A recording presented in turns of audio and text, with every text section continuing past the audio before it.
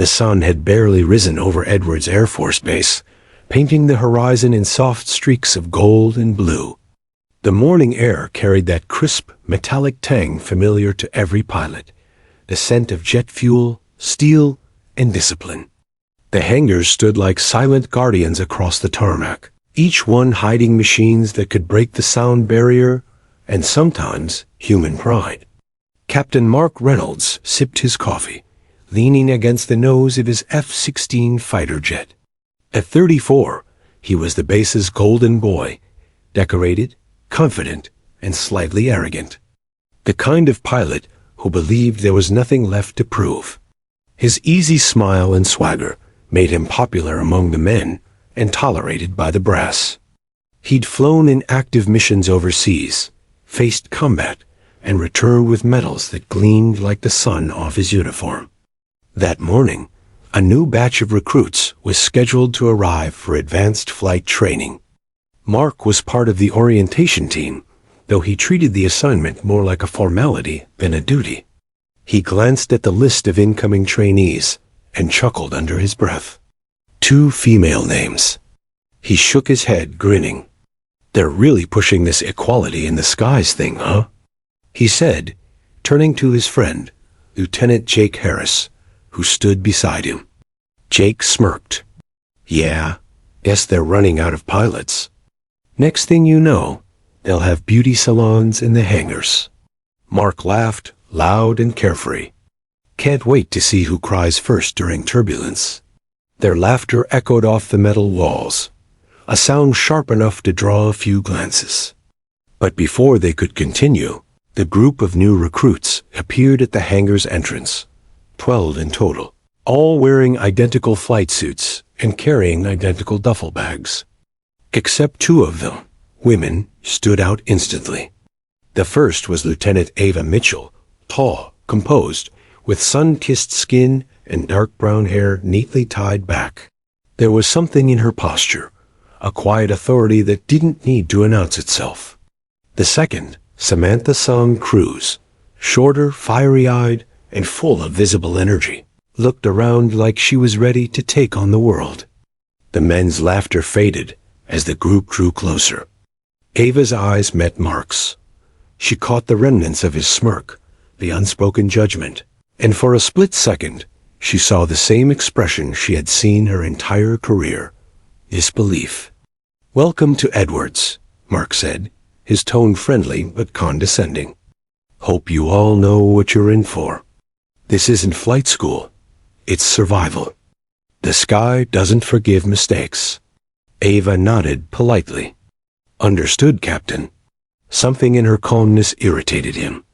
He had expected a stutter, maybe a hint of nervousness, but she looked right through him, unshaken. As they dispersed for orientation, Jake leaned toward him. "Think she's got any idea what she's in for?" Mark shrugged. "Doesn't matter. This job weeds out pretenders fast." Inside the hangar, instructors briefed the new pilots on safety, equipment, and upcoming evaluations. Ava listened intently, taking notes, every word absorbed like oxygen. She wasn't here to prove women could fly. She already knew that. She was here to prove she belonged. From the corner of her eye, she caught Mark watching her with amusement. His expression wasn't cruel, just dismissive, the look of a man who thought he'd already figured her out. During their first ground exercise, Ava noticed subtle differences in treatment. The male trainees received claps on the back, verbal encouragements. "Nice work. You'll make it." When she or Sam performed the same, there was polite silence. Later that day, Mark approached her near the runway as she inspected her assigned jet. "You ever flown anything bigger than a training prop, Lieutenant?" "Flew F-15s in Nevada for 2 years," Ava replied, checking the fuel gauge without looking at him. He raised an eyebrow. 2 years, huh? And they let you live to tell the tale?" Ava paused, then turned to him with the faintest smile. "They did. Want to see how?" He laughed, assuming it was a joke, but she wasn't joking. That afternoon, the first test flight began. Each recruit had to take off, perform basic maneuvers, and land safely, all under observation. Mark stood in the control tower, headset on, observing the new pilots through binoculars. One by one, the jets lifted off the runway. When Ava's turn came, her takeoff was smooth, almost too smooth. She climbed steadily, breaking through low clouds, her voice calm through the radio. "Tower, this is Falcon 7 requesting altitude clearance to 15,000. "Copy that, Falcon 7, the control officer replied. Mark frowned slightly. Most rookies stumbled on radio calls, their voices shaky. Hers was steady, precise, professional. Then came the maneuver tests. Barrel rolls, speed climbs, stall recoveries. Ava handled each one with control and grace. But what made Mark's jaw tighten was her landing, textbook perfect, clean, and centered on the runway like she'd been flying that jet her whole life. Jake whistled beside him. Not bad for a rookie. Mark didn't respond. When Ava stepped out of the cockpit, her flight helmet tucked under her arm, a few of the older pilots clapped quietly. Mark crossed his arms and approached her. "Nice flying," he said, his tone deliberately neutral. "You must have memorized the manual front to back." She met his eyes and replied softly, "Manuals teach you procedures, Captain. Instinct teaches you to survive." For the first time, he didn't have a comeback. Later that evening, as the sun dipped behind the desert hills, Mark sat outside the barracks, watching the orange light fade. He couldn't shake what he'd seen. It wasn't just that she could fly, many could. It was how she flew, calm, disciplined, without the need to prove anything. That unnerved him. He remembered his first day at Edwards, how he'd strutted around like a rooster, desperate to be noticed. Ava, on the other hand, didn't need anyone's validation. Her confidence was quiet but immovable, and something about that made his own arrogance feel shallow. Still, pride was a powerful thing. "Beginner's luck," he muttered, trying to convince himself. From the distance, Ava walked past the flight line, her figure illuminated by the last streaks of sunset.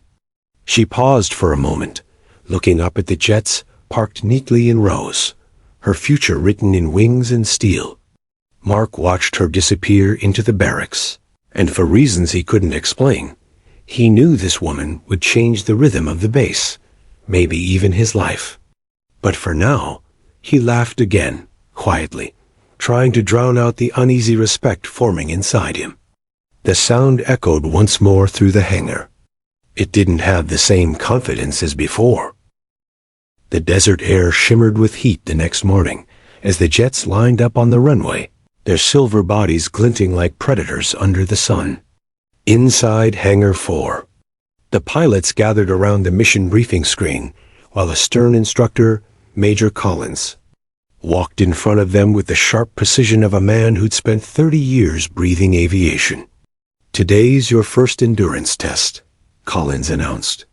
"High altitude, wind shifts, limited visibility. You'll experience what real combat pilots face. Some of you will rise, some of you will wash out." His gaze paused for a second on Ava Mitchell. "The sky doesn't care who you are. It only cares how you fly." Ava caught the subtle glance, but said nothing. She sat straight, pen in hand, taking notes while others fidgeted nervously. Mark, sitting 2 rows behind, watched her from the corner of his eye. She didn't flinch. No overconfidence, no nervousness, just focus. It was irritating and impressive at the same time. After the briefing, pilots moved toward the hangar to prepare. Engines roared to life, and the sound vibrated through the floor. Ava tightened her flight gloves, her heart steady despite the adrenaline flooding her veins. Sam Cruz nudged her with a grin. "You ready for this?" "Born ready," Ava replied, checking her helmet's visor. Sam smirked. "Then let's remind them who we are." They both knew the unspoken truth. One mistake, and the headlines would read, "Female pilot fails to handle pressure." But if they succeeded, the silence would be deafening. Mark walked toward his own jet, spotting Ava as she climbed the ladder to hers. He couldn't help but throw a teasing comment. "Try not to faint if the wind picks up, Lieutenant." Ava looked down at him from the cockpit, one eyebrow raised. "Try not to get in my way, Captain." Her voice was calm, but her tone had just enough edge to make him smirk in surprise. As the jets taxied to the runway, Colin's voice came through the radio. "All right, Falcons, today's about endurance and adaptability. You'll fly in formation, then break off for solo tests at 15,000 feet. Report every maneuver." Engines roared, wheels lifted, and the earth fell away. The blue vastness opened before them, endless, impartial, magnificent. Up there, everything looked equal. The sky didn't care about medals or gender, laughter or pride. It only respected control, courage, and skill. 15 minutes into the exercise, turbulence hit. "Cross winds from the north," Collins warned. "Adjust your heading." Most jets wobbled slightly, but stabilized. Ava's jet, however, took a heavier push. The gusts caught her wings like invisible hands, trying to drag her down. The plane shuddered. Alarms beeped. In the control tower, Mark watched her readings spike on the radar. "She's losing altitude," an officer muttered. Mark leaned closer to the monitor. "Come on, Mitchell. Don't panic." Inside her cockpit, Ava's voice came steady through the radio. "Tower, this is Falcon 7. Experiencing severe turbulence, adjusting pitch." "Copy, Falcon 7, Collins replied. "You can abort if control's compromised." But Ava didn't abort. She gripped the stick tighter, countering the roll. Her jaw clenched. Sweat dripped beneath her helmet, but her voice never trembled. Slowly, methodically, she stabilized the aircraft. The wings leveled. The nose lifted. And just like that, she was back in control. The tower fell silent. Then Colin's voice broke through the static. "Well done, Falcon 7. That's how you handle a fight." Mark exhaled, realizing he'd been holding his breath. For the first time, admiration flickered behind his usual smirk. When the exercise ended and the jets landed, everyone gathered near the runway. Ava stepped down from her cockpit, removing her helmet as her hair stuck slightly to her forehead. She looked exhausted, but triumphant. Collins approached her, his normally stoic face showing a rare smile. "Good work up there, Lieutenant. You kept your head when most would have hit the eject button." "Thank you, sir," Ava replied simply. Mark approached soon after, hands tucked into his flight suit pockets. "Not bad," he said casually. "You made it back in one piece." Ava turned to him, smiling faintly. "You sound surprised." "Maybe a little," he admitted. "Didn't think you'd hold steady that long." "Then you'll just have to adjust your expectations," she said, walking past him. Jake, who'd been listening, nudged Mark with a grin. "She's got a tongue sharper than your flight path." Mark didn't respond.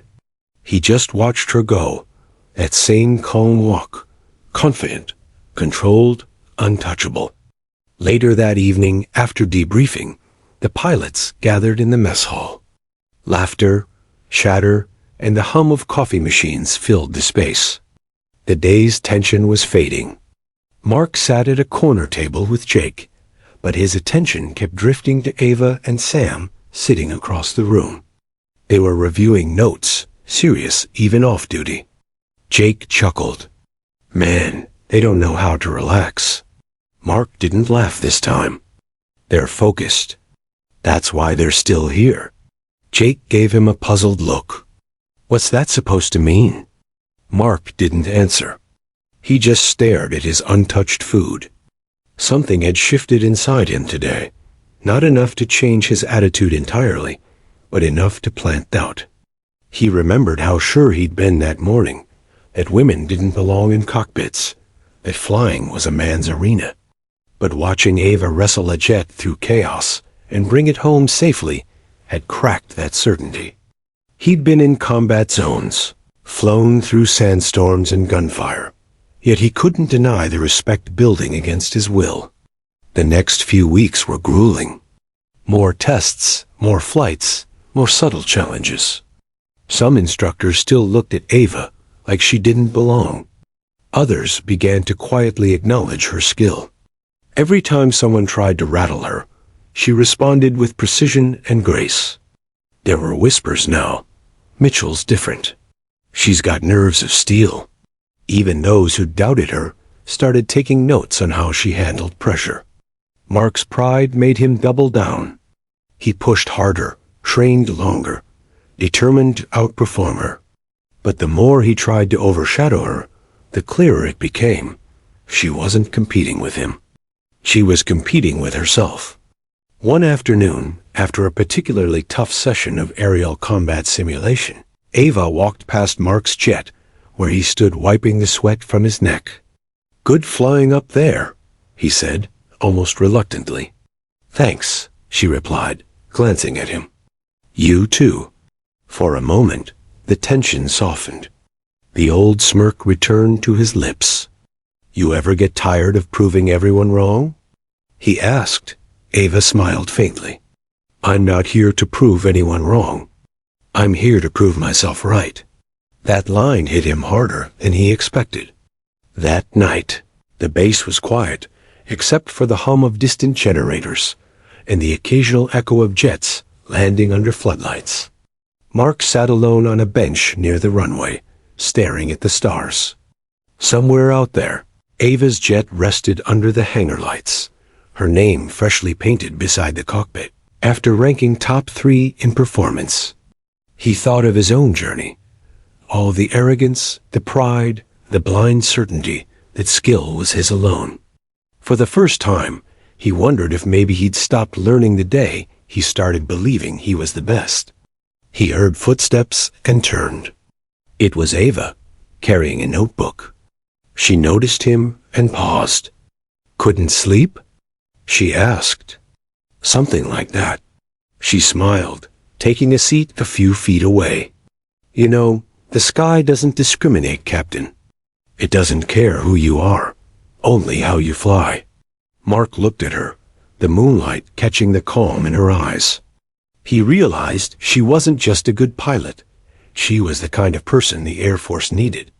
As she stood to leave, she said softly, "See you in the air, Captain." Mark watched her disappear into the night, her words echoing in his mind long after she was gone. And for the first time, he didn't laugh. The sun was still rising over the Mojave Desert when the pilots gathered at the flight operations room.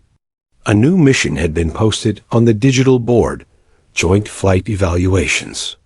Each pilot was to be paired with another for an emergency procedure drill in two-seater F-16s. Captain Mark Reynolds scanned the screen casually, sipping coffee. His name appeared next to a familiar one. Reynolds, Mamie Mitchell. He nearly choked. "No way," he muttered. "This has to be a mistake." Lieutenant Jake Harris, standing behind him, chuckled. "Looks like fate's got a sense of humor." Mark turned toward the instructor, Major Collins, who was reviewing flight schedules. "Sir, is this pairing final?" he asked, trying to sound calm. Collins didn't look up. "Final as my wife's word, Captain. You two fly at 0900 hours. Consider it a test in teamwork." Mark gritted his teeth. "With all due respect, sir, teamwork works better when both members trust each other?" Collins interrupted, smirking. "Exactly.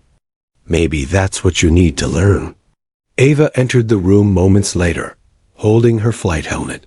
She saw her name beside Mark's and blinked once, expression unreadable. Then she simply nodded and walked to her locker. Mark sighed. "This is going to be a long day," he muttered.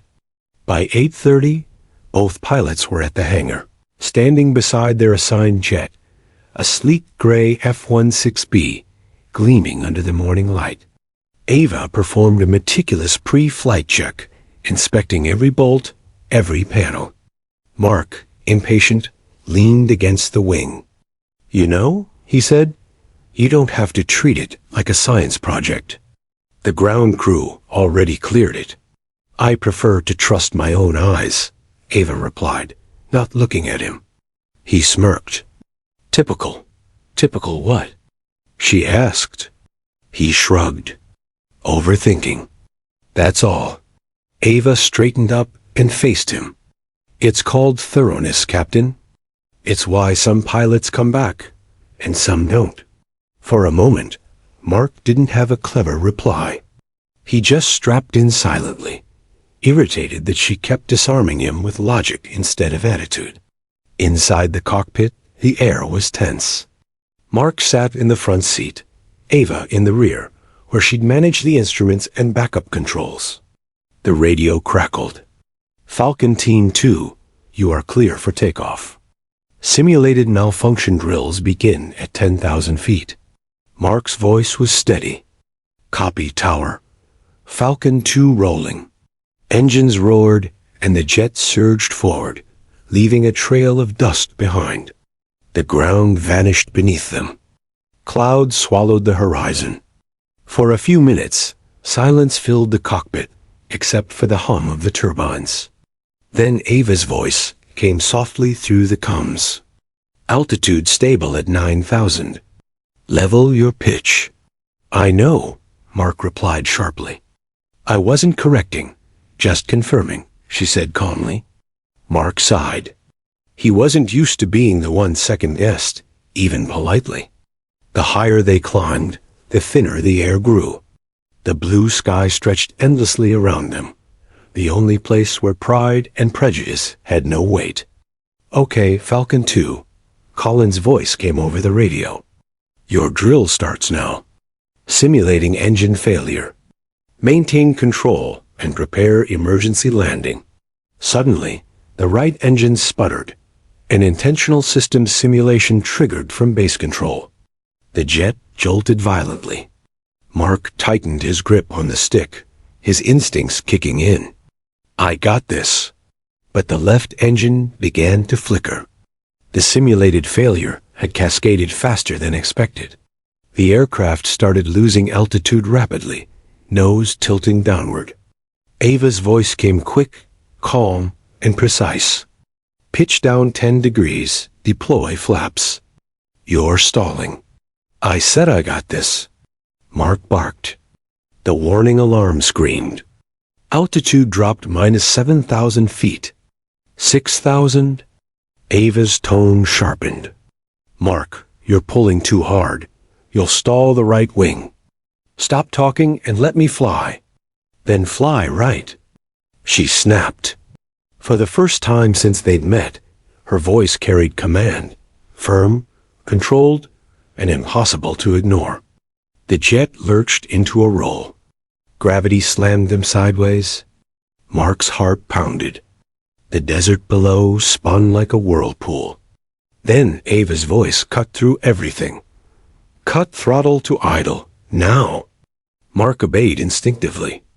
The jet steadied slightly. "Now pull back gently. Don't fight it. Follow my lead." Her tone was calm, unwavering. Mark adjusted his grip, mirroring her instructions. "Okay," she said. "Flaps 30, throttle to 40%. Recover altitude." The jet leveled, the alarm silenced. Airflow stabilized. In the tower, instructors watched in silence. Collins whispered to another officer. She just saved his flight. When they finally touched down, the runway stretched before them like a lifeline. The jet rolled to a halt, engines cooling with a hiss. Mark sat in silence, helmet still on, his pulse racing. Ava powered down the controls efficiently, as if nothing unusual had happened. After a long moment, she said quietly, "Nice recovery, Captain." Mark turned his head slightly. You mean our recovery?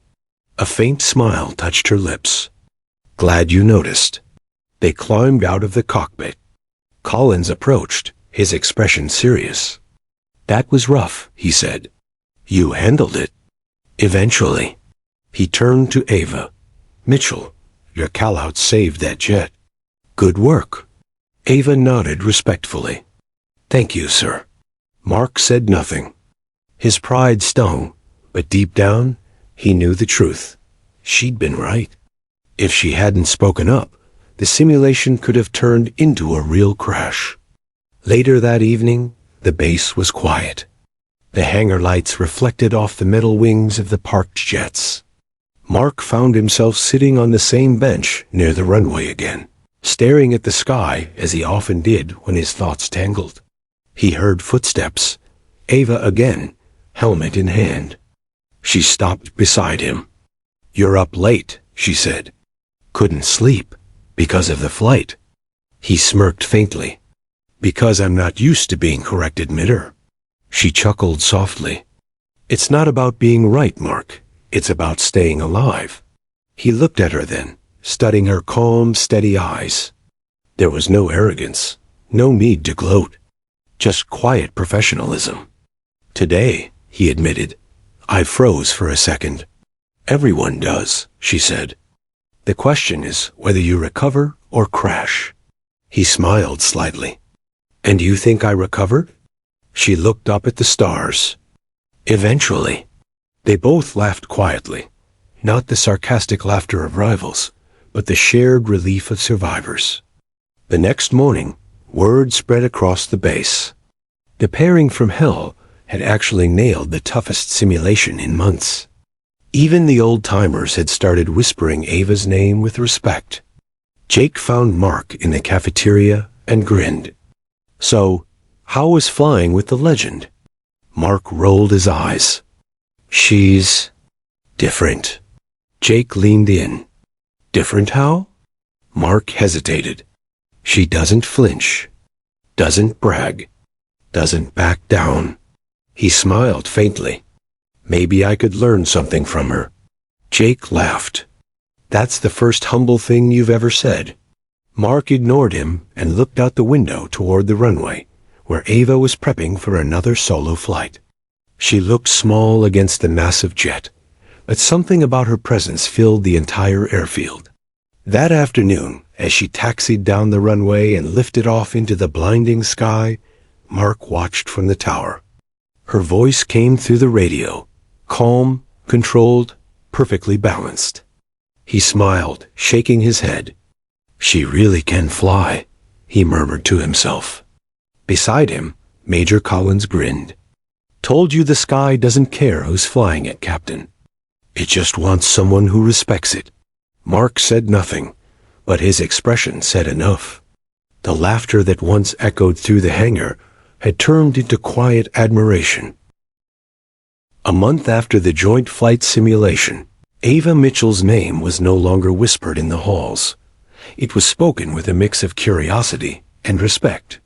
She had proven herself in the skies, but on the ground, the fight for recognition had only begun. At the Air Force Base in Nevada, respect wasn't handed out. It was earned one mission, one flight, one mistake at a time. And while Ava had silenced a few doubters, she hadn't silenced them all. Captain Mark Reynolds watched from the operations room as a group of new recruits gathered around Ava. She was briefing them on instrument flight procedures, confident, composed, her voice steady. He could see how they listened, really listened, the way he never had when he first met her.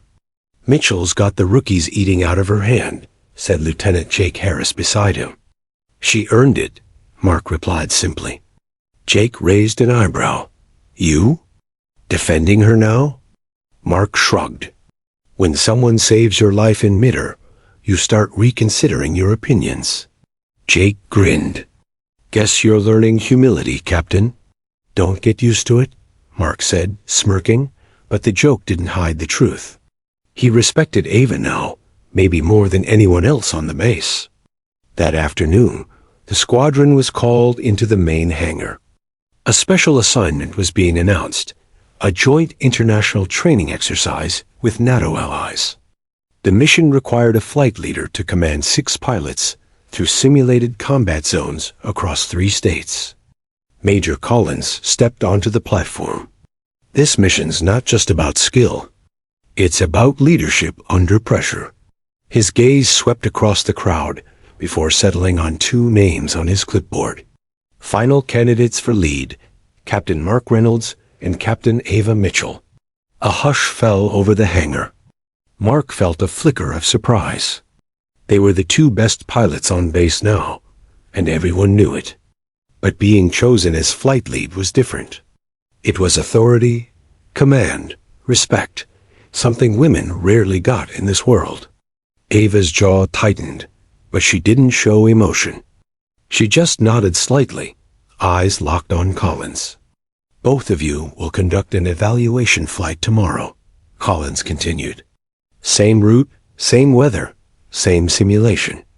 Best overall performance gets command. As the meeting broke up, murmurs spread. Reynolds is a lock, one pilot whispered. No way. Mitchell's sharper, another said. Mark walked past Ava as they left the hangar. Looks like it's you and me again, he said. She gave a faint smile. May the best pilot win. He smirked. That'll be me. She tilted her head. You sure? You stalled last time. He laughed softly. You'll never let that go, will you? Not until you stop pretending it didn't happen. The next morning, dawn broke golden across the desert runway. The sky was calm, winds mild, perfect for a test that would decide careers. Mark was up first. He climbed into his F-16, the cockpit closing around him like armor. The test began smoothly. Simulated attacks, low-altitude maneuvers, precision turns. He was sharp, steady, confident. The tower praised his control. When he landed, he felt certain he'd nailed it. Then it was Ava's turn. She took off with effortless grace, the jet slicing through the horizon. Mark watched from the observation deck, arms folded. She flew differently, lighter, more fluid, as if she wasn't controlling the plane, but dancing with it. Every turn, every roll, every recovery felt intentional. The radio crackled. Excellent form, Captain Mitchell. Outstanding precision. Mark exhaled slowly.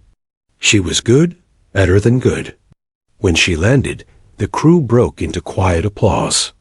Even Collins nodded approvingly. Later that evening, results were posted.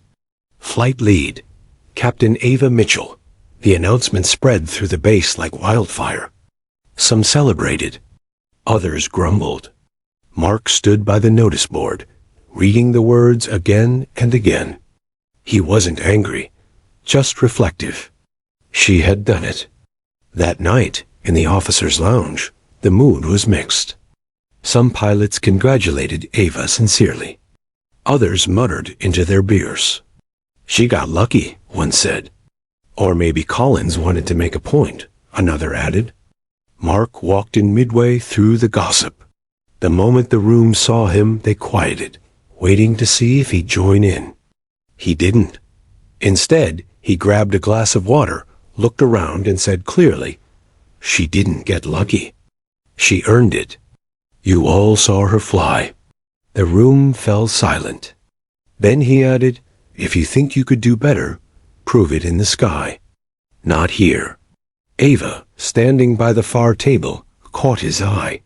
She didn't say a word, but a flicker of gratitude crossed her face. Days turned into weeks.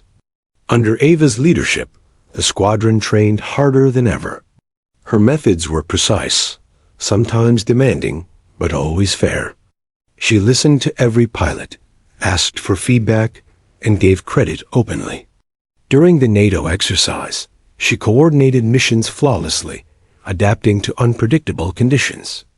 Even the Allied commanders, French, British, Canadian, praised her calm control and clear communication. One British officer, Colonel Nash, shook Collins' hand afterward. That woman leads like a veteran, he said. You Americans should make her a general already. Collins laughed. Give her time, Colonel. She's just getting started. But not everyone celebrated her rise. Among the senior officers, whispers of resentment grew. She's changing the system, one colonel muttered. She's embarrassing half our men, another said. And in a corner office, a higher-ranking officer, Colonel Briggs, leaned back in his chair, frowning. A female lead on a NATO simulation? She's setting dangerous expectations. Major Collins, standing across from him, replied carefully, With respect, sir, she's setting the right expectations. Briggs scowled. I want results, not role models. Collins' voice hardened. With respect, sir, she's delivering both. Meanwhile, Mark noticed a change in himself. He no longer saw Ava as competition. He saw her as a standard, a challenge to be better. Sometimes he'd find himself mimicking her leadership style. Calm under pressure, decisive, fair. One evening, as they reviewed mission reports, he said quietly, You know, you're doing something none of us could. She looked up. Flying? He shook his head. Earning their respect without demanding it. Ava smiled faintly. That's the only way respect lasts. The turning point came during a live training mission over the Rockies. Mid-flight, one of the younger pilots, Lieutenant Parker, suffered a sudden electrical failure. His communication system died. His jet began spiraling.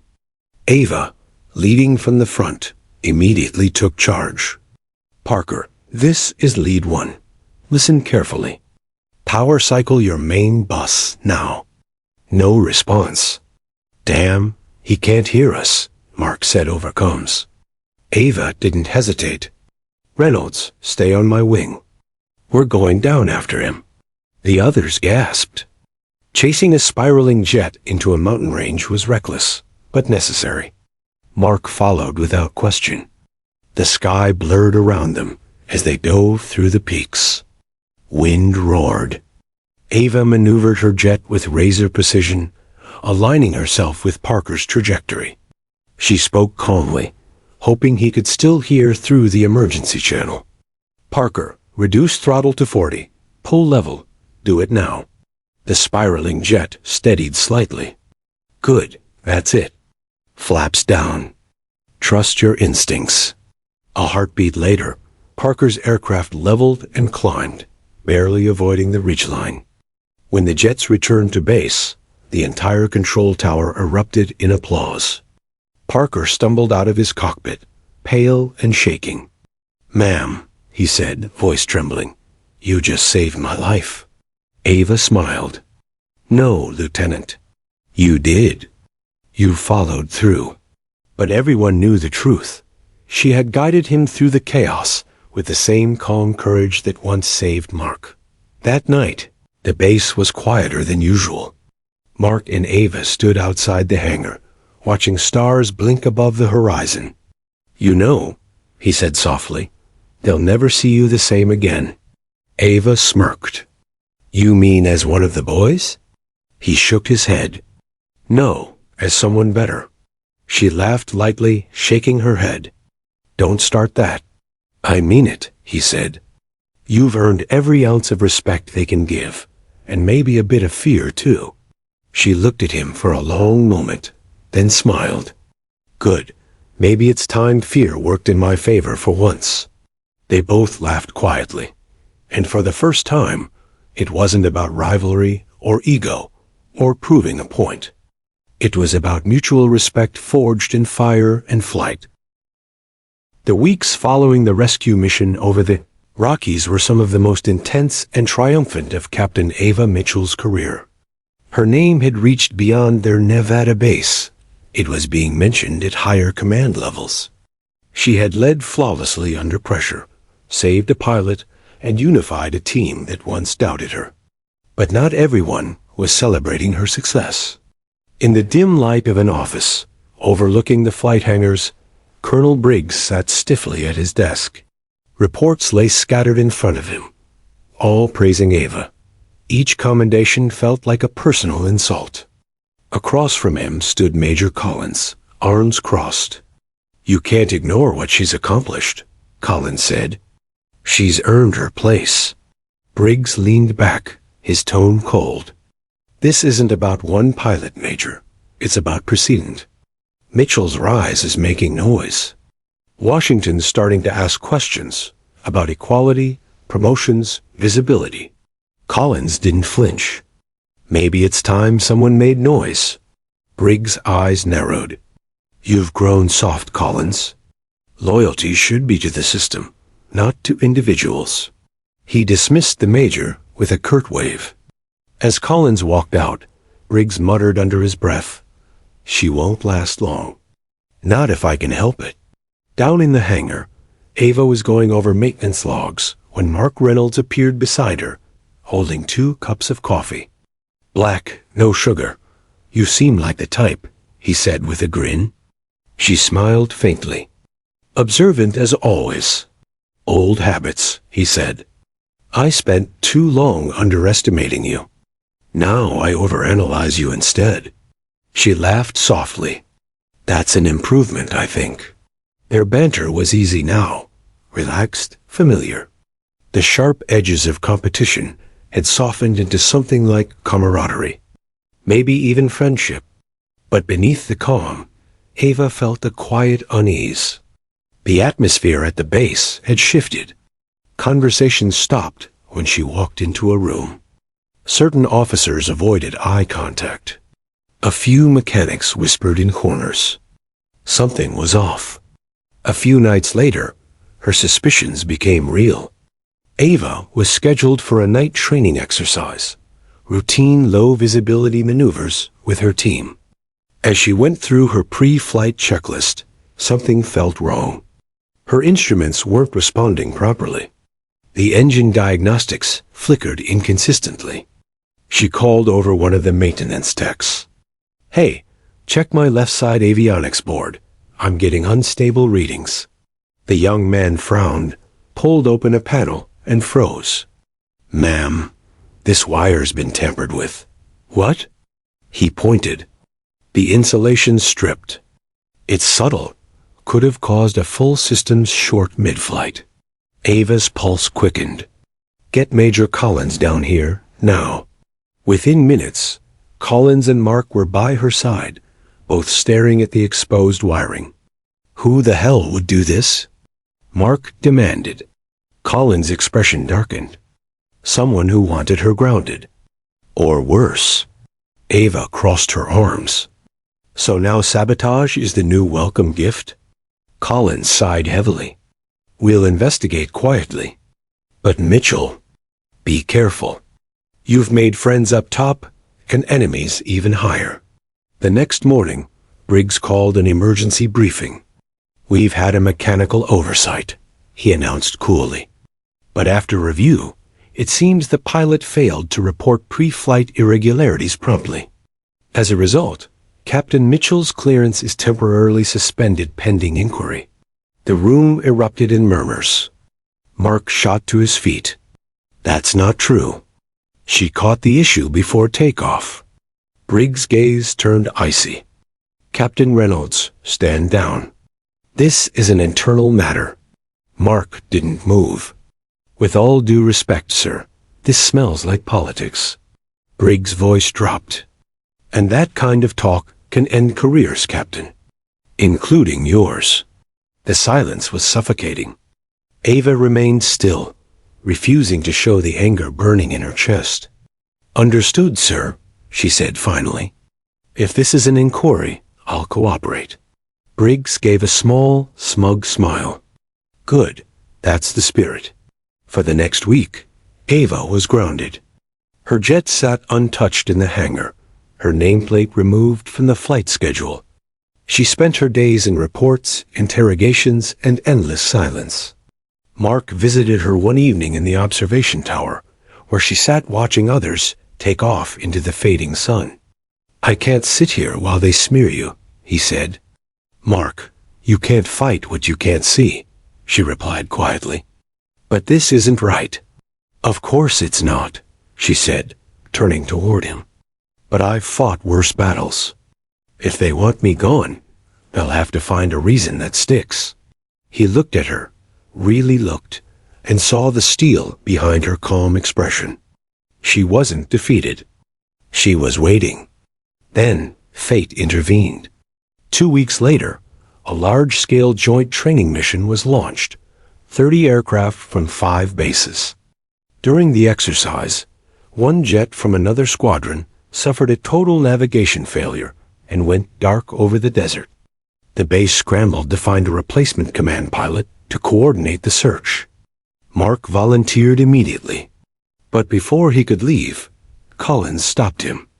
Reynolds, she's better suited for this. Mitchell's still grounded, but... Mark didn't hesitate. Then we unground her. Minutes later, they burst into Briggs' office. Sir, Collins said firmly, we need every experienced pilot airborne. Ava Mitchell's the best qualified. Briggs frowned. She's under inquiry. Mark slammed his flight helmet on the desk. And we've got a pilot lost in the desert. Are you really putting paperwork over lives? Briggs glared at them both. But the urgency in the control tower radio left no room for debate.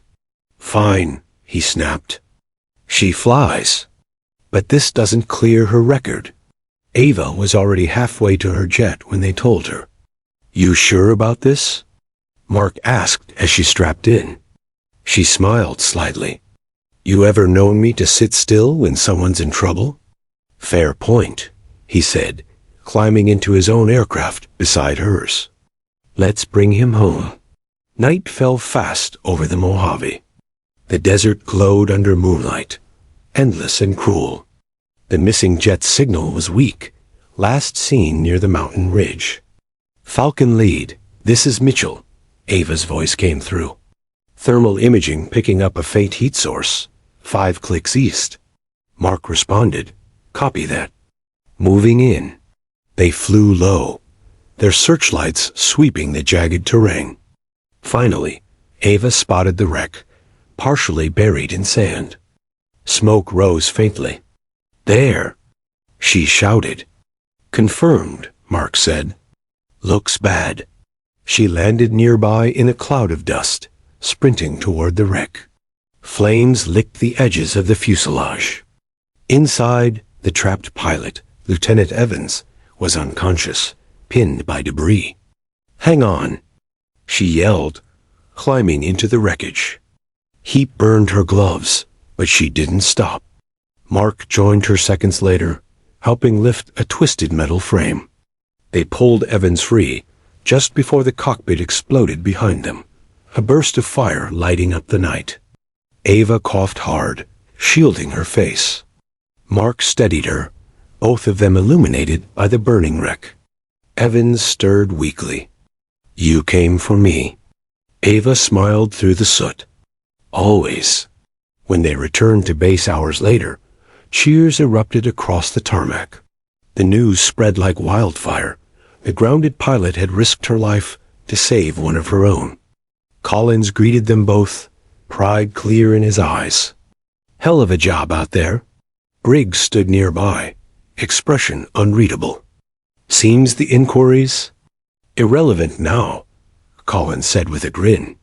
Briggs' jaw tightened. We'll review procedures later. But everyone knew the truth. Ava had done what few would dare. She'd turned sabotage into salvation, disgrace into glory. Mark walked beside her as the crowd surrounded them, chanting her name. You really don't know when to quit, do you? He said softly. She smiled. Not when people are counting on me. That night, as the base quieted, Ava stood alone by the runway, her uniform still streaked with dust and smoke. The stars shimmered above, distant, eternal. Mark approached quietly. You know, he said, you keep this up, they'll have no choice but to salute when you walk in. She laughed. That'll be the day. He looked at her seriously. It's coming sooner than you think. Ava gazed at the horizon. Maybe, but respect isn't given by rank, Mark. It's given by choice and earned by what we do when no one's watching. He nodded slowly. And you've earned it from everyone who matters. The wind swept across the tarmac, carrying the faint scent of jet fuel and burnt sand, a reminder of how close they'd come to disaster. But in that silence, one truth remained. Enemies might work in shadows, but Ava Mitchell's light was too strong to be dimmed. 3 months after the rescue mission that silenced every skeptic on base, Ava Mitchell's career took flight, literally and symbolically. Her suspension was cleared, her record restored, and her name had become a symbol of resilience across the U.S. Air Force. But true to her nature, Ava didn't celebrate long. She wasn't chasing medals, she was chasing mastery. The base buzzed one morning as news spread like wildfire. Captain Mitchell was being promoted to major. The announcement came from none other than General Phillips, a man known for never sugarcoating his words. In the briefing hall, he looked around at the assembled officers. There are leaders who command respect, he began, and there are leaders who earn it. Major Ava Mitchell has done both. Today, we promote not just a pilot, but an example. Applause thundered through the room. Mark Reynolds, standing in the front row, clapped the hardest, pride bright in his eyes. When it was over, Ava stepped up to the podium, her voice calm but steady. Thank you, General. And thank you all, even those who doubted me. Because without the challenge, I wouldn't have fought this hard to prove what we're capable of. This isn't just about me. It's about us. Every pilot who refused to back down. The hall erupted again, louder this time. Even the old-timers nodded. That same afternoon, in the hangar, Mark found her inspecting her aircraft, her favorite ritual after every milestone. Major Mitchell, he said, deliberately formal, with a grin. Has a nice ring to it. She chuckled. Don't get too comfortable saying it. I still outrank you now. He smirked. You always did. Just took the Air Force a while to realize it. They shared a laugh, the kind that came from mutual respect rather than rivalry. But before the mood could linger, an alarm blared through the hangar. Attention all flight leads, emergency briefing in 5 minutes. The laughter died instantly. In the war room, tension hung like heavy smoke. General Phillips stood at the head of the table, maps and satellite images flickering on the digital board. 2 hours ago, he began, a U.S. reconnaissance drone went down near the Syrian border. Intel indicates a hostile militia has recovered parts of the drone containing encrypted targeting software. That cannot reach enemy hands. He looked around the room, his gaze sharp. We're sending in a small tactical strike group to intercept and recover the data. This will not be a simulation. It's live? Murmurs rippled through the pilots. Combat missions were rare for training squadrons, but this was serious. Phillips continued, Major Mitchell, you'll lead Falcon Squadron. Captain Reynolds, you'll be her second. Ava's heart pounded, but her voice stayed steady. Understood, sir. Phillips nodded. You leave at 0400. Dismissed. That night, the hangar was alive with preparation. Mechanics checked systems, armed jets, and loaded fuel. Pilots ran through flight sequences. Ava stood by her aircraft, eyes tracing the painted words on the fuselage. Falcon 1. It wasn't just a title. It was trust. Mark joined her, fastening his flight gear. You ready for this? She nodded. Ready's just a word, Mark. We adapt once we're in the sky. He smiled. Same old Mitchell. Calm before every storm. She looked at him. And you? I've got your 6, he said simply. Their hands brushed briefly as they checked the mission. Data tablet. Unspoken solidarity between warriors who'd been through too much to doubt each other. 400 hours. Engines roared to life, glowing like fire under the desert stars. Falcon Squadron. This is Lead 1. Ava's voice came over comms. Mission parameters locked.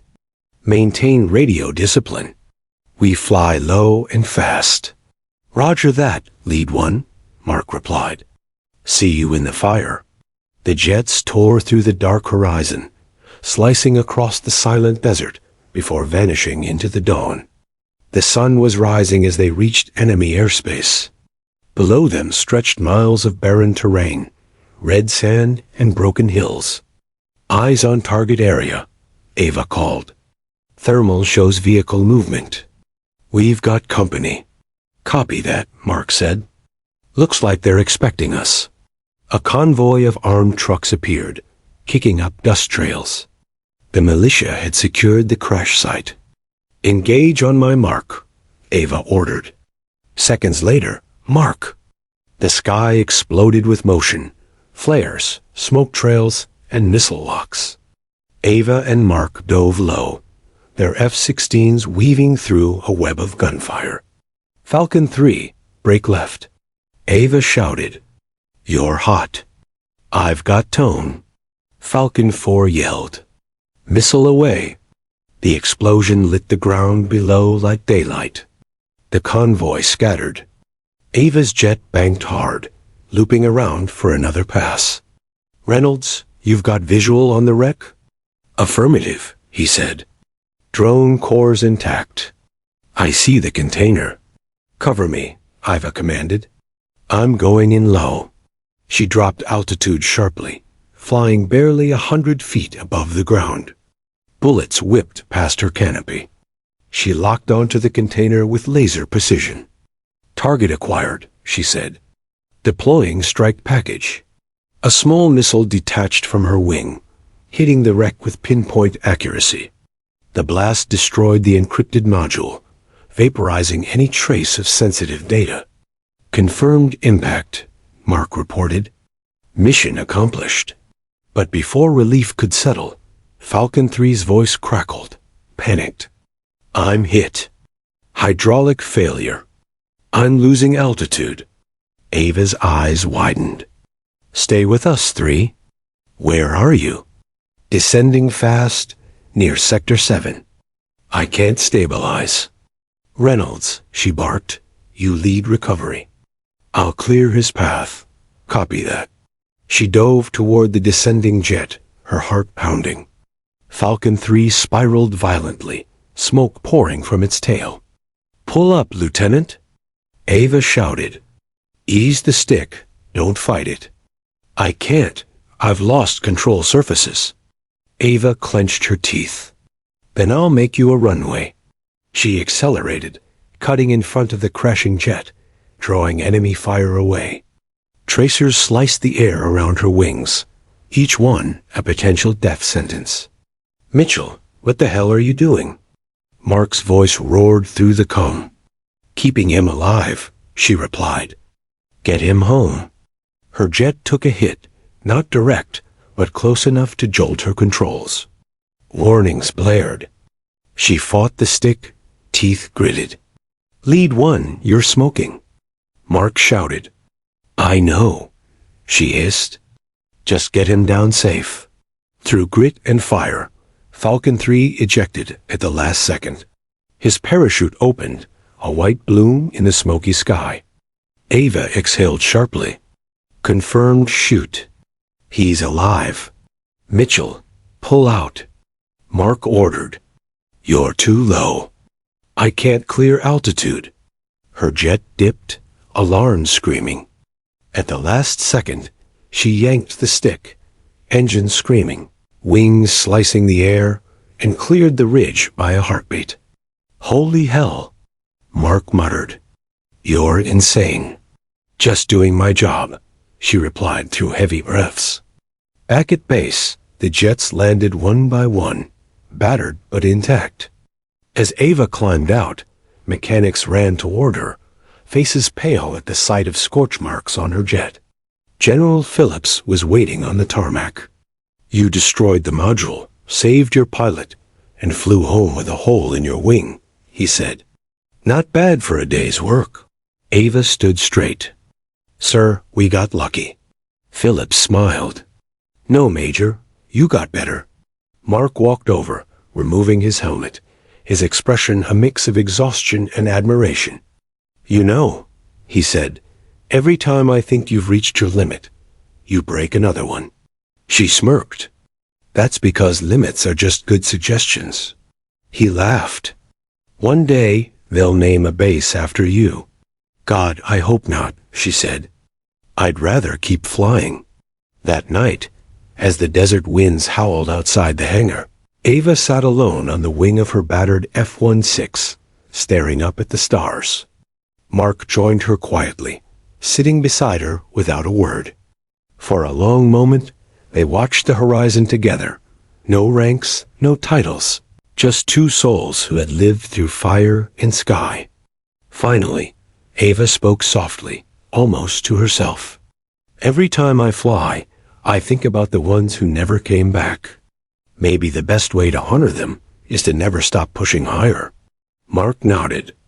"Then you'll keep flying forever." She smiled faintly.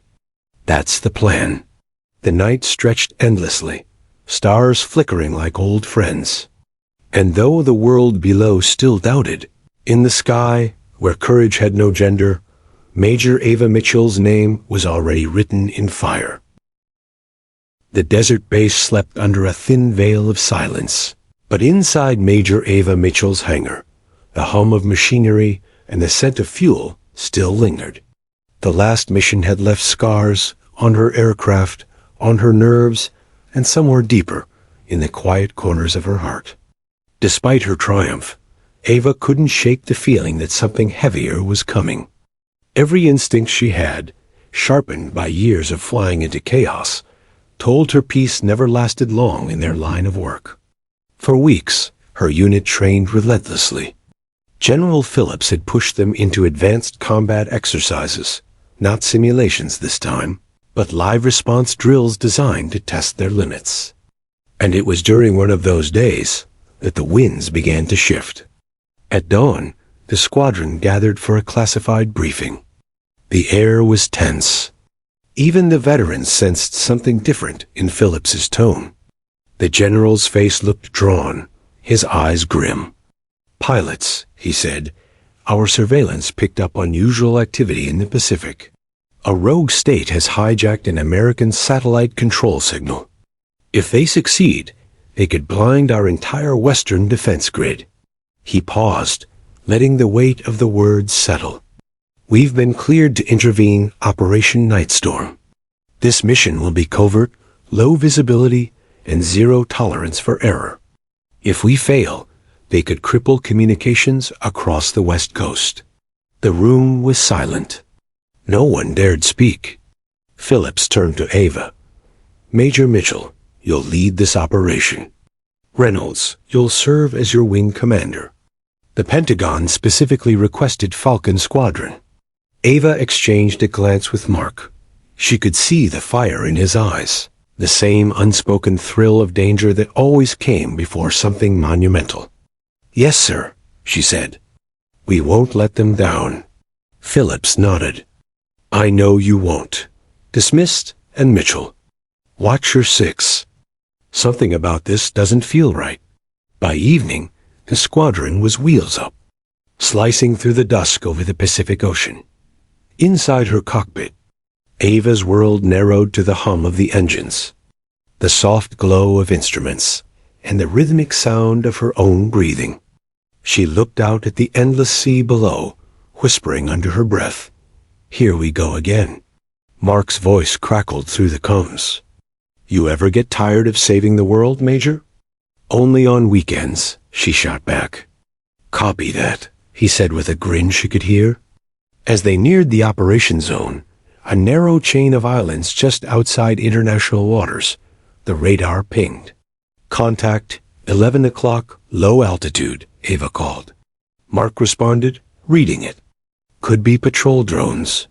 Stay sharp. We're not here to start a war, but we'll end one if it finds us." Suddenly, the radar lit up again, multiple pings. "Too many. Negative. Those aren't drones." She shouted. "Hostiles inbound, bearing east." Before anyone could react, The sky erupted with missile trails. Falcon squadrons scattered, their formation breaking as explosions painted the night with fire. "Break left, break left," Mark yelled. "We're compromised." Ava gritted her teeth and rolled hard, dodging a missile by inches. Her jet shook violently, warning lights flashing red. This was a setup, she realized. They were waiting for us. "Command, this is Falcon Lead," she called over encrypted comms. "We're under fire." Requesting confirmation. How did they know our coordinates? Static, then nothing. Her blood ran cold. The comms were jammed. Over the next 20 minutes, chaos ruled the skies. Ava's team fought valiantly, taking down enemy jets with precision. But the numbers were overwhelming. Falcon 3's hit. Came a cry. Ejecting. A flash of white filled the dark sky as another parachute opened. Ava's heart twisted, another one down. "Reynolds, form on me," she ordered. "We need to regroup and get them out." "Copy that," he said. They flew through the smoke and debris, searching for their downed pilot. But something caught Ava's eye on the radar, a blip that shouldn't have been there. A large one. "Reynolds," she said, voice low, "tell me you see that?" He glanced at his own screen. "Oh, I see it. And I don't like it." Moments later, the clouds parted, and the massive outline of an enemy stealth frigate appeared below them, its deck bristling with launch tubes. "Oh God," Ava whispered. "That's not a base. That's a floating missile platform." They had two options: retreat and leave the weapon intact, or strike and risk everything. Ava made her choice before anyone could speak. "Falcons, lock targets." "We're taking it out." "Major, we don't have the payload," Mark began. "I know," she cut him off. "But if that platform launches, millions of people are at risk. We end this now." There was silence, and Mark's voice, calm and resolute. "Then I'm with you." The squadron descended into the storm. Thunder rolled around them, waves crashing against the massive ship below. Lightning split the clouds, illuminating the enemy deck as it began launching drones. Ava's voice was steel. "Weapons hot. Let's make history." Missiles streaked through the rain, slamming into the platform's turrets. The ship's countermeasures roared to life, firing back with deadly precision. Ava's jet jolted violently as shrapnel tore across the fuselage. She steadied herself. "Falcon 4, maintain formation. Keep pressure on that deck." Mark's voice came through, strained. "You're taking heavy damage. Pull back, Ava." "Negative." She barked. "We finish this." Then, without warning, a missile lock alarm screamed in her cockpit. "Mitchell, you're targeted," Mark shouted. "Brake right." She pulled hard, the gi forces crushing her chest, but it wasn't enough. The missile struck the rear of her jet, sending her spiraling into the storm. "Ava!" Mark screamed. "Eject!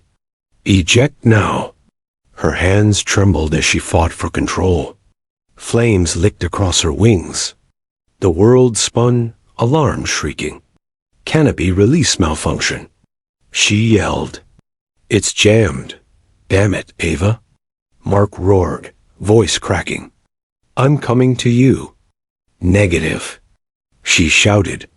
"You stay on mission. That's an order." Static filled the channel. The last thing she saw was the ocean below, waves rising to swallow her whole, then darkness. Hours later, Mark's F-16 landed hard at base, its paint scorched, its pilot hollow-eyed. The mission was a success. The missile platform destroyed, the attack prevented. But Ava's transponder was silent. No ejection signal. No parachute. Nothing. General Phillips met him on the runway, face grim. "We've got search and rescue over the zone, but the weather's tearing them apart." Satellite contact lost after the explosion. Mark removed his helmet slowly, rain dripping down his face. "She's out there," he said quietly. "I'm going back." "Negative," Phillips said sharply. "You're grounded." "That's an order." Mark stepped closer, eyes burning. "You grounded her once too. Remember how that ended?" Phillips hesitated, then turned away without a word. For 2 days, search teams combed the Pacific. Nothing. No wreckage, no chute, no signal. The news networks declared her missing in action. Across the country, headlines read, "Hero pilot lost in Pacific storm after saving millions." The nation mourned, and the Air Force honored her with a Silver Star, posthumously. But Mark refused to accept it. Every night he sat in the hangar, staring at her jet's scorched helmet, waiting for a call that never came. "She's not gone," he would whisper. "She's too damn stubborn for that." And somewhere, thousands of miles away, on a remote island where waves crashed against jagged rocks, a figure stirred in the wreckage, bruised, bleeding, but alive. Ava Mitchell opened her eyes, gasping for breath. The storm had passed, but her battle had only just begun. The Pacific storm had passed, leaving only wreckage and whispers of what had happened to Major Ava Mitchell. For 2 days, the world believed she was lost. But deep in a remote cove, battered, bruised, and bleeding, she opened her eyes. Salt water stung her cuts, and waves lapped around her battered F-16 fuselage. She groaned, assessing the damage. The plane was destroyed, but she wasn't broken. Survival instincts, honed through years of near-death flights, kicked in. She dragged herself from the wreckage, her uniform shredded, boots caked with sand. Every step was agony, every breath a battle. But her resolve was unyielding. She had a mission unfinished, not just saving lives overseas, but clearing the name she had fought to earn. Back at the Nevada base, Captain Mark Reynolds refused to accept her loss. He watched the ocean, heart heavy, helmet in hand. "She's not gone," he whispered to the empty hangar. "Not Ava Mitchell." Against orders, Mark commandeered a small reconnaissance flight with a select rescue team. He flew into the storm-swept area, scanning for any sign of the missing pilot. Hours stretched into an endless, suffocating hunt, each passing minute a test of patience and faith. Then, a faint heat signature on the radar. "Falcon lead." "Is that?" his co-pilot stammered. Mark didn't answer. His hands were steady on the controls, heart racing. He knew before he saw her. She was alive. Ava had been surviving on rainwater and emergency rations, fighting off fatigue, injury, and isolation. Each day she moved cautiously, knowing that hostile forces might be nearby. The incident wasn't just an accident. Someone had known where the squadron would strike. She limped across the rocky shore, scanning for signs of land patrols.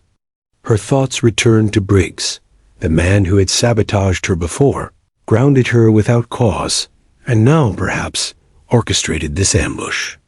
If she made it back, he would answer for this. Hours later, Mark's squadron appeared overhead, a roaring reminder that hope never dies. He dropped a winch, guiding Ava into the aircraft's harness. "Hold on, Major," he shouted. "I always do," she replied, smirking through bloodied lips. The helicopter lifted her from the cove. Tears mingled with the rain as she felt the first warmth of rescuing days. Back on used soil, she was immediately debriefed. Her injuries were treated, but her mind was already at work. Satellite data, mission logs, intercepted comms, all pointed to a chilling reality. The ambush was no accident. Briggs had manipulated intelligence to endanger the squadron, hoping to remove her permanently. It was a betrayal from the top, a test she had survived. Ava clenched her fists. She didn't just survive, she was going to return stronger. Mark was beside her, watching her move with the same mix of awe and loyalty that had defined their partnership. "You're impossible," he said, shaking his head. "I thought we lost you." "I told you," she replied. "Limits are just suggestions." He laughed, a short, breathless sound. "You're lucky. I love flying with you." "Lucky?" she said. "Or smart?" "Both," he admitted. Weeks later, after her recovery, Ava called a private meeting with General Phillips. "Sir," she began, voice steady but fierce, "I've reviewed all mission reports. This wasn't just a miscalculation. It was sabotage.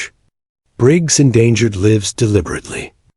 I need your support to address this." Phillips leaned back, nodding slowly. "I'd suspected as much, but Ava, taking him down will ruffle feathers in ways even you can't imagine." "I don't care about feathers," she said.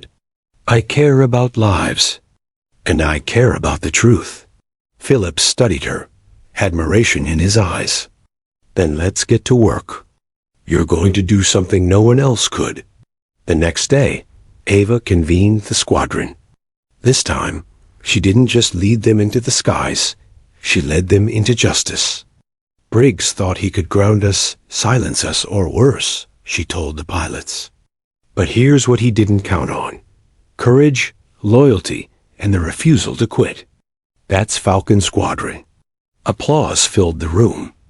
Her squadron, battle-tested and loyal, stood behind her. Mark stepped forward. "And if anyone doubts this, we'll remind them what it means to underestimate the women in this room." Ava smiled faintly, pride soft in her gaze. "Exactly. Now let's finish what he started, legally, decisively, and without compromise." Within weeks, Briggs was removed from his post, facing an investigation that would end his career. Ava's integrity, combined with indisputable evidence, left no room for doubt. And then came the announcement that would cement her legacy. Promoted to Brigadier General. The news spread faster than any mission report. Headlines screamed, "From grounded pilot to general, Ava Mitchell breaks every barrier." At the promotion ceremony, General Phillips pinned the star onto her uniform. Few in history have earned this through courage, intellect, and unwavering moral clarity. Today, we honor not just a pilot, but a leader, a trailblazer. Ava's eyes scanned the audience, squadron numbers, rescue teams, her mentors. "And Mark, thank you," she said softly, voice steady. "This isn't about one person. It's about every pilot, every soldier, and every individual who believes in courage over prejudice. Every mission, every risk, every moment matters. And when we rise to meet the impossible, that's when we define ourselves." The applause was thunderous. She had arrived, not just in rank, but in respect, in recognition, in legacy. After the ceremony, Mark found her on the tarmac, standing beside her jet. The night air smelled faintly of fuel and earth, familiar and grounding. "You really did it," he said, awe in his voice. "I did what I had to do," she replied. "And I didn't do it alone." Mark stepped closer, eyes serious. "People laughed at you once. They said a woman couldn't lead. Now they're too scared to doubt you." Ava's lips curved into a small smile. "Good. Let them fear what they can't understand. But more importantly, let them respect what they can't ignore." Mark reached for her hand. "To General Mitchell?" "To General Mitchell," she confirmed. In the weeks that followed, Ava led her squadron with unmatched skill. Operations that had once been considered impossible became routine under her leadership. But she never lost her humility, never forgot the missions that had forged her. At night, she often sat on the wing of her jet, looking at the stars above, remembering the storms, the betrayals, the fires she had flown through. Every scar, physical or emotional, was a reminder that resilience mattered more than fear. Mark sometimes joined her, quiet and steadfast. Together, They had survived fire, betrayal, and impossible odds. Together, they had proved that courage has no gender, and that leadership is earned in moments others would flee. And in that quiet, under the vast sky, one truth remained uncheckable. Ava Mitchell had soared higher than anyone had dared to imagine, and she would keep flying, forever leaving her mark on the world.